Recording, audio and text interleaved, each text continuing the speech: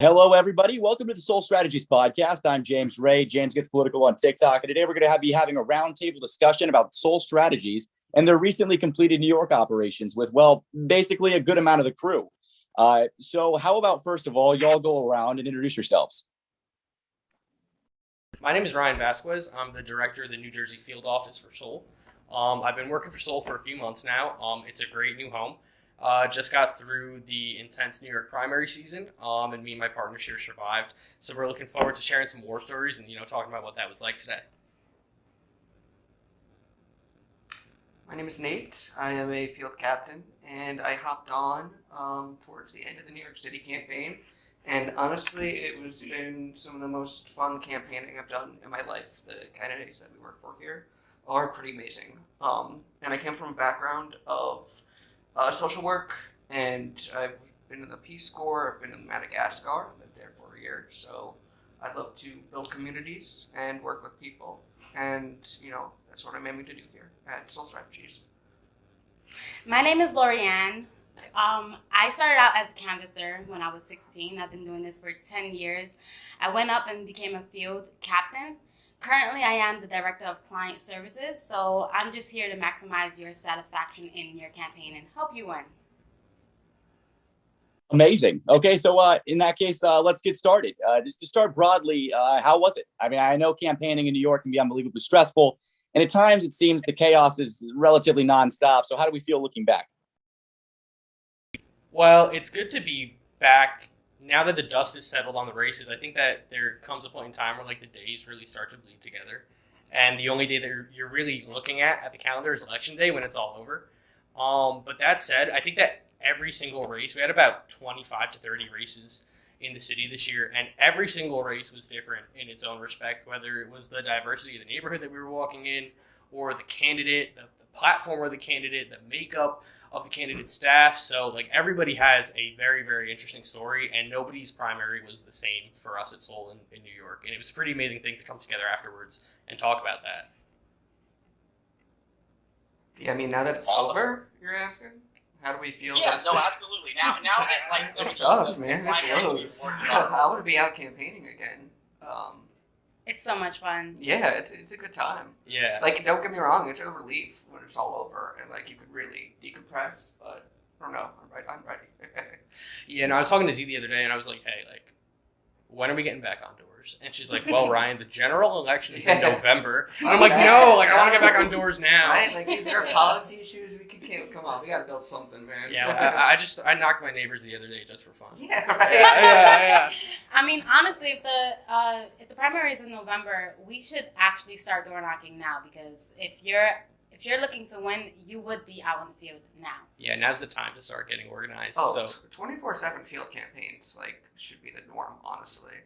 I mean, we should get the money for it, obviously, but that's how it should happen. I think too, part of the emotional roller coaster of campaigns is that right now we're wishing to be back on doors, and then once we're back on doors, we're going to be praying for election day. Oh my God, when is this going to be over? But that's part of the ebbs and flows of being on a field team that's as dynamic as this. We don't take races because they're easy. We take races because they're hard, and that's why people hire us. So it's a challenge. Every race is a puzzle, and when you're in the middle of it, it's oh God, I want this to end. I want to get through this. But then once it's gone, you miss it. It's right, man. It's a nice race, right? It's crazy hard getting through it, and it sucks. But once it's over, it's damn, that I did. No, I mean, it's a good way to be. I mean, I know I was on the ground just for a handful of days, and it seemed like a level of chaos that was just impressive in and of itself. I guess that's kind of the stereotype for New York City politics, but it seemed like we had overall a pretty good grasp of it, despite all of the challenges and despite all of the constant, just new things that were seemingly creeping up every 5 to 10 minutes, especially just during election day where I was there. I imagine is all the prep work and everything gets really, really difficult and very stressful for the team. I mean, what do you think?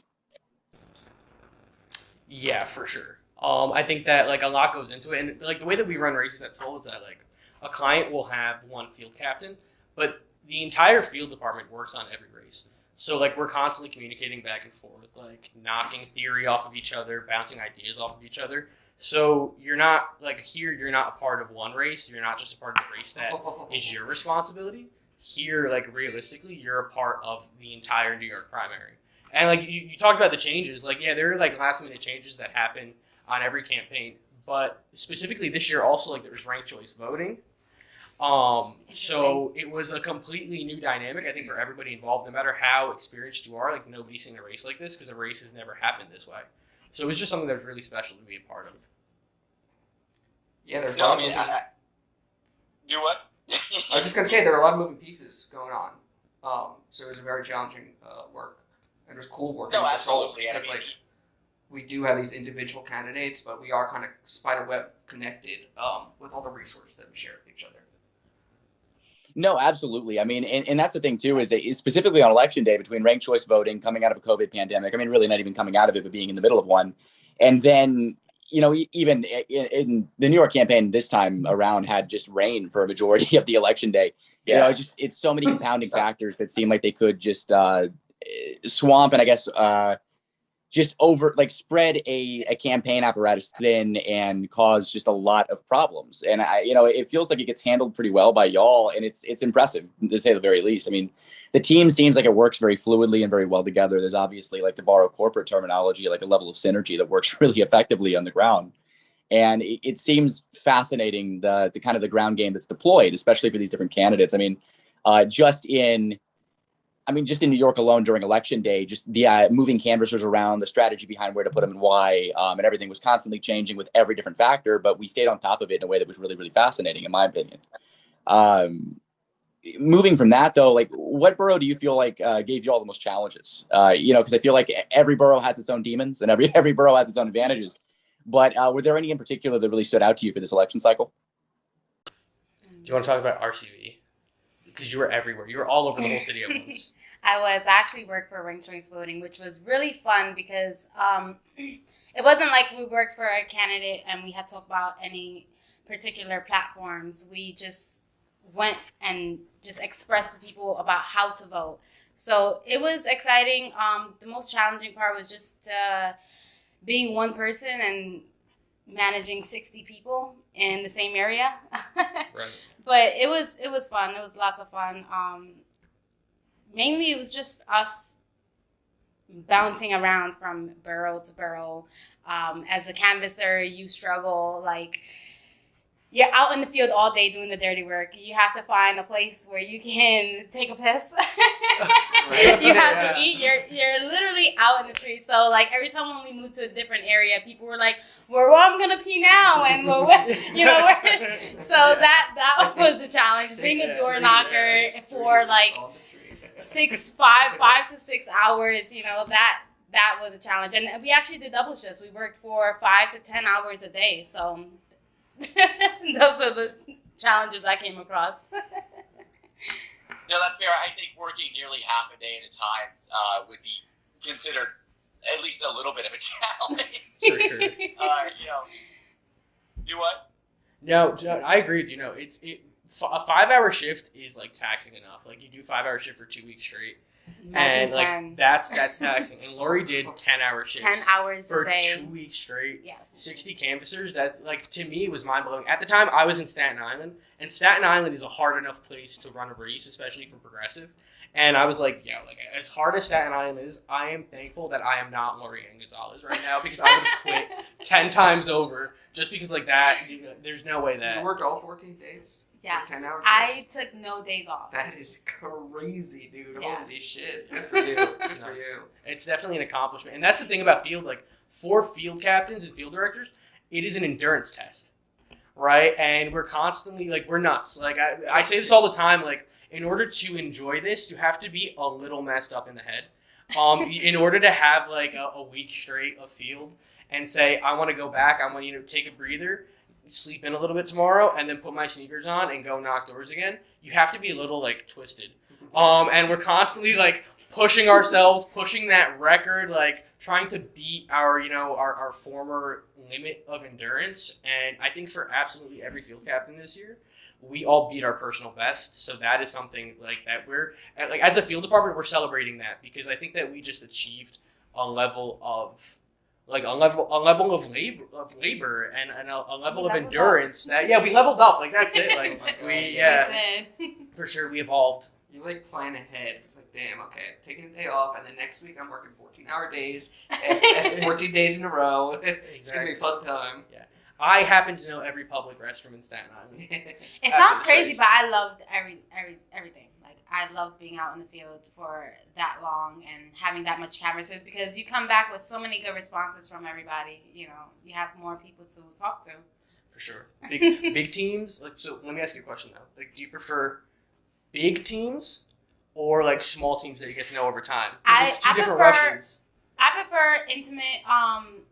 Depending on the candidate, I prefer intimate campaigns where it's like 5 to 6 canvassers because you really get to go in detail and really get to know each person and what they're experiencing out in the field. You get to ask them all these questions and they can be more verbal with you and break down the details. Having 60 people, it's quite an audience. For sure. There's a huge difference between 6 and 60, man. That's a lot of ponchos to hand out when it rains.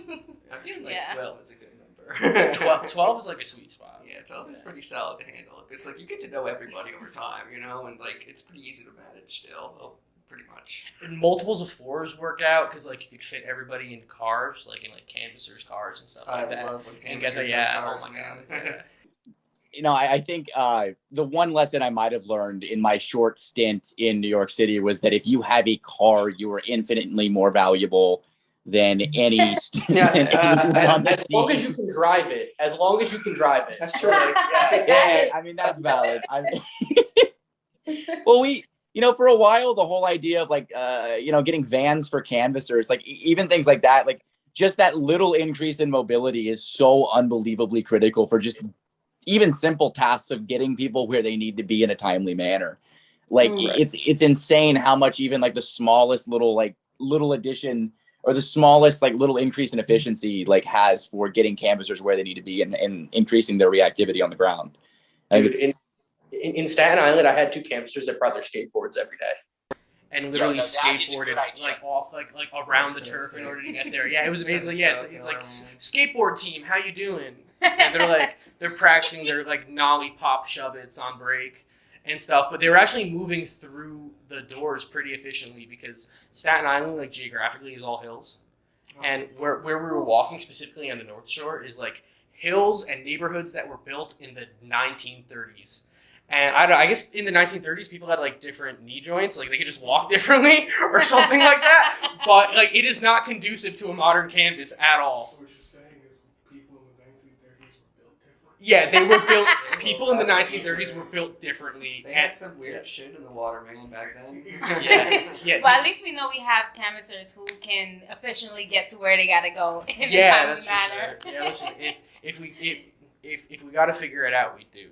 And that was really that's to me the overall moral of the story of this election is that like we proved to ourselves, to each other, and to all of our clients that if we've got to figure it out, like we're gonna hustle to figure it out because every single race had an element of hustling to figure it out, and that's what was so fun about it. Yeah, sometimes, well, most of the times we were stuck with challenges where we didn't know how we was gonna go through it or get it done, but we did it, you know. And we definitely applaud each other at the end of it all. We were so happy election day.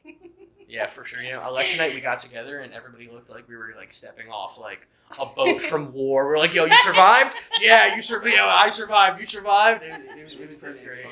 Yeah. No, literally. It was so funny to me watching because I was in on the last night after everything was over and everyone was sitting down. It's just every single person came in looking just exhausted. Like I have never seen a group of people more happy about just being finished with a task than like the crew walking into that bar. For sure. But like even still, if you remember the conversation of that night, James, like the like politics doesn't stop. Like we're sitting. At the table, it was I was cracking up about it because I sat down and the first thing was all just discussing like the exit polls and everything.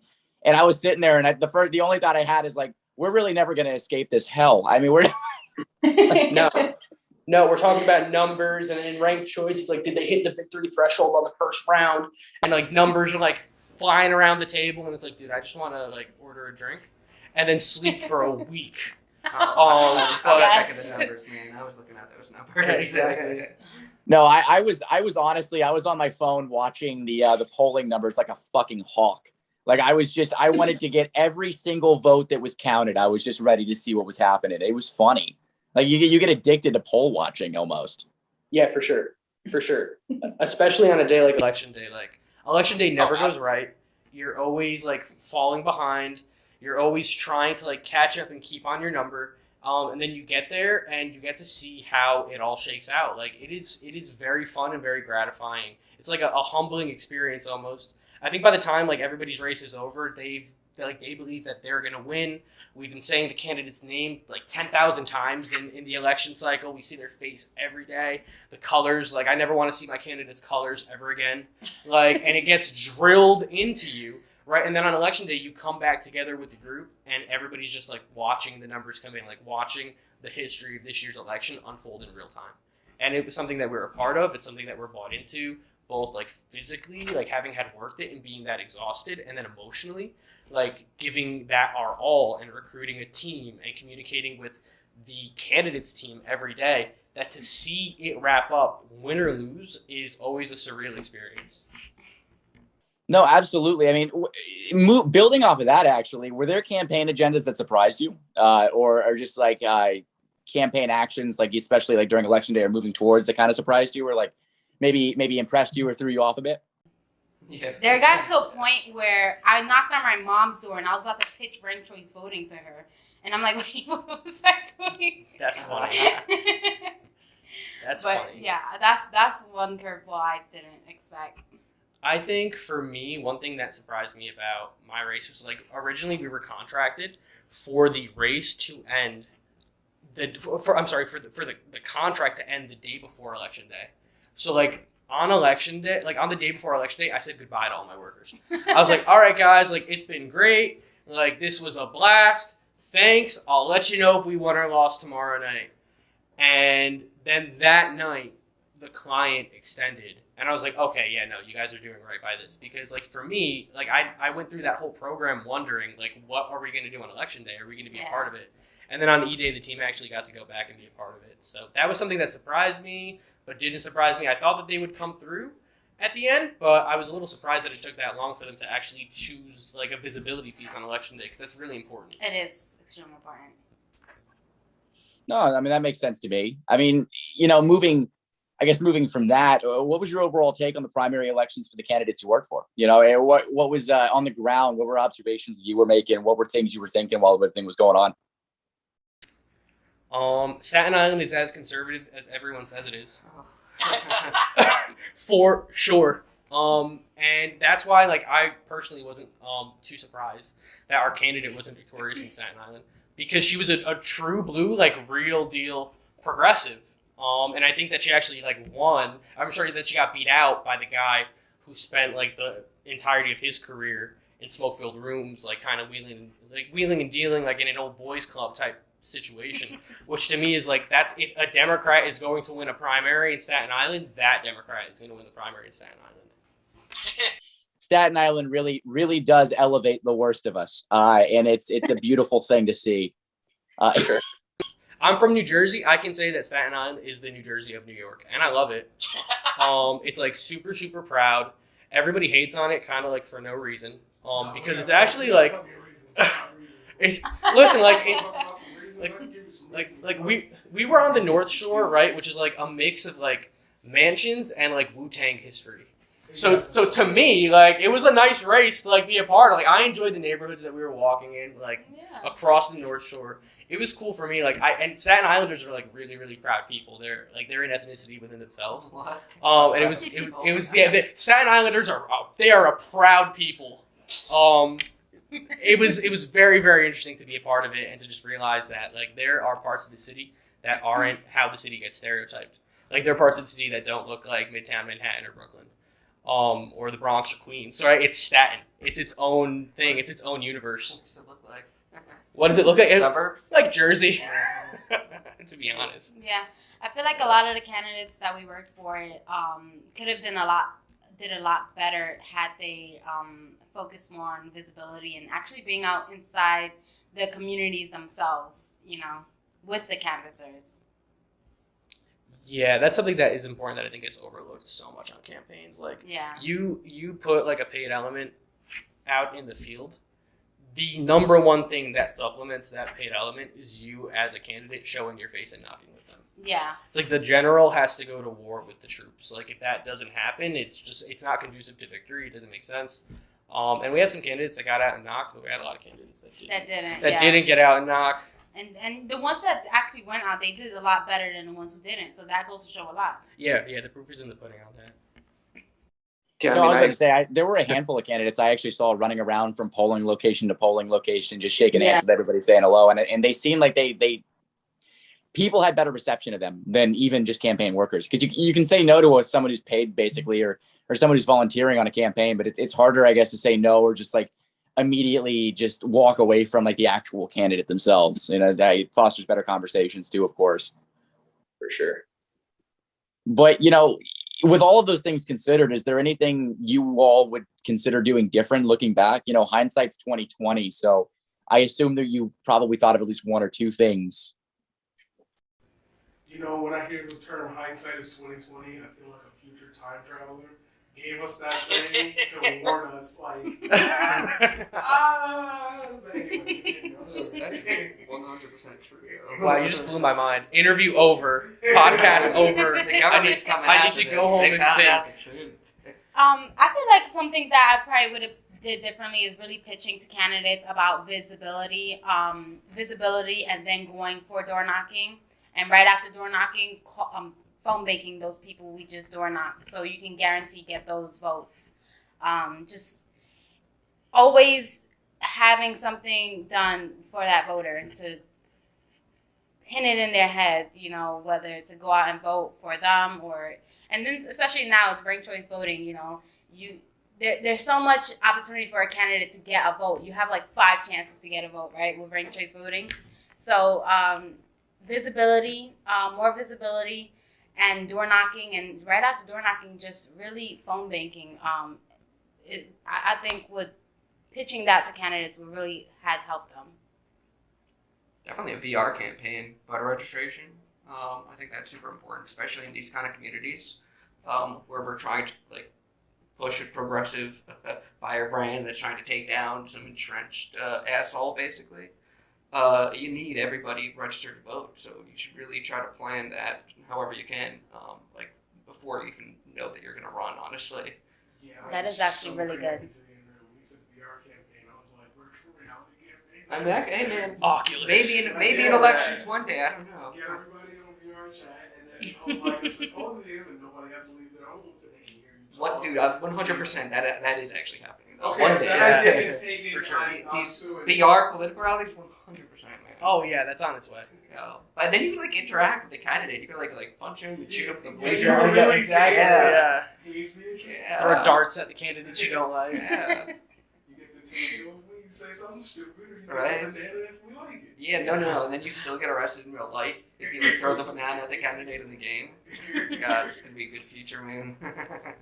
I think that if I could have done anything different, or if the candidates that we worked for could have done anything different, I think one thing that they don't think about when they contract us is that they know the turf better than we ever will, because you are literally running to be a council person or to lead a constituency in this area. 9 times out of 10 you were born and raised and went to the schools in this area.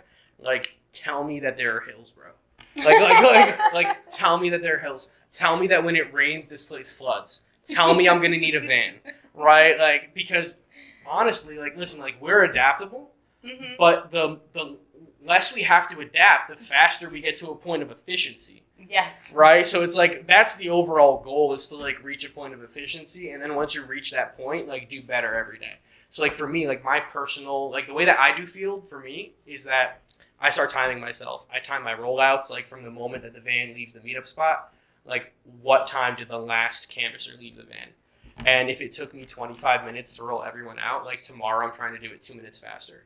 Right? And the lead up before election day is trying to beat yourself and challenge yourself in that way. Every minute's crucial. But you have to get to that point of building a system that's all right, this is the system that I'm going to rock with and try to improve over time. Yeah. And if you need a van and you don't start with a van, you're going to spend your first week realizing that you need a van. So it's the job. It's the job of really the candidate and the staff to come in and say, like, look, this is the area. We're trying to support you as best as possible. And a lot of times what winds up happening is that paid field comes in and they're like, all right, like, you guys are the professionals. Figure it out, when like a decent conversation would like set us a world apart in terms of preparation. No, I mean, and that's totally fair. To be cognizant of y'all's time, I think we're getting close to closing up. But before we do, are there any closing thoughts on y'all's end? Anything, wisdom you'd like to impart, lessons you learned, anything of that nature? I shouldn't have dropped out of the mayoral race. Saying like that. You're running this one? I was running this one. I took a couple votes from some big people, so I'm just proud of that.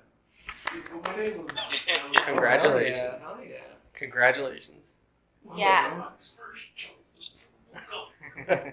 I think moving forward, we do really want to pitch our experience to candidates. And I've been a canvasser for so long, and I've noticed that when I door knock, it becomes a lot easier when the candidate is actually outside doing visibility work and making he or she known in the community, because then we get way better conversations at the door.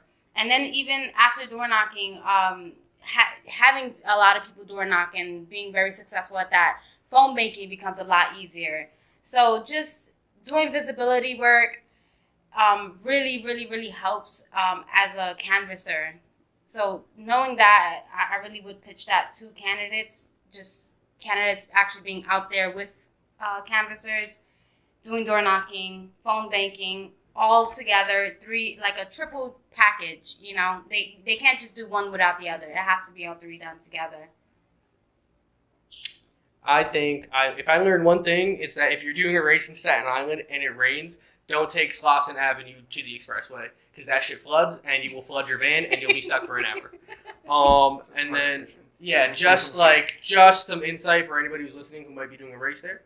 But if I did learn like one thing, it is for me personally, like my lesson, like if I grew in this, it was that being a more empathetic and like understanding field captain, and like in the heat wave, give them a 40-minute break, not a half-hour break, and like allow them to recharge, care about them, check in on them not from a place of like holding them accountable, but check in on them from a place of like, I care about you and are you okay, because it's freaking hot out and we're climbing hills and things like that. If you create that kind of a vibe on your race, I think that what you get from the canvassers is just like a tenfold deeper buy-in than you will ever get from people who you treat like workers. And that was a huge like I learned that the day after election day, when like all of the like Staten Island crew got together afterwards, and like we're talking like we're doing now, talking war stories about the race and stuff like that. And I was like, wow, like family, like this is nice. And because of that, like I can honestly look back at that crew and say that was like, in my entire career, that was my most favorite crew that I've ever worked with. And it was because we all cared about each other. We created that vibe. So win or loss, it was a good time. Yeah, I think one thing that I would like to share with candidates is the importance of making your canvassers feel acknowledged, because the more you actually show empathy and care for your canvassers, they actually make things happen for you. They knock on doors and make sure these voters are knowing your name and are going to vote for you, and they bring back better responses from people. For sure. Yeah, I mean, this is a passion project kind of job, And Yes. I do this because I love the project. I love the Progressive Project.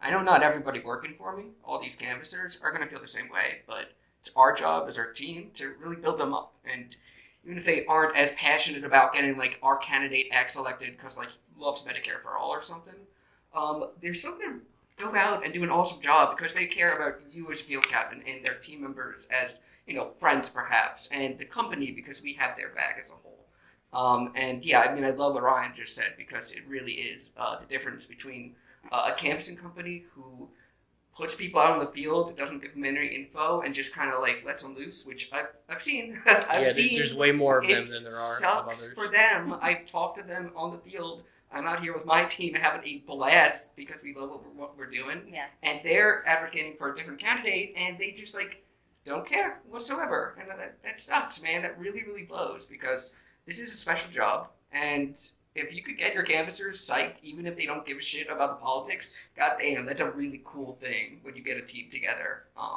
and really push forward. So yeah, that's true. the end. Well, okay. I mean, that amazing advice and insight. I appreciate all of you coming on today.